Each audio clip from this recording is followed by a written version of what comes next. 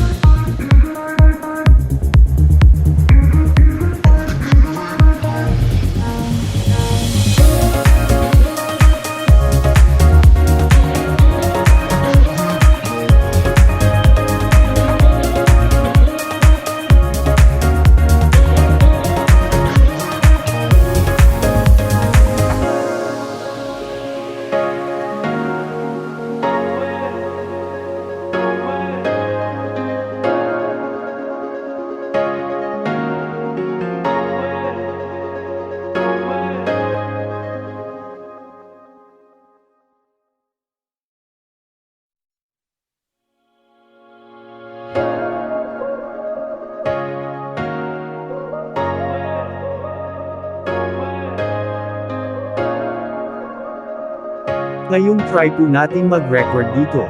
Gamit ang isa kong cellphone.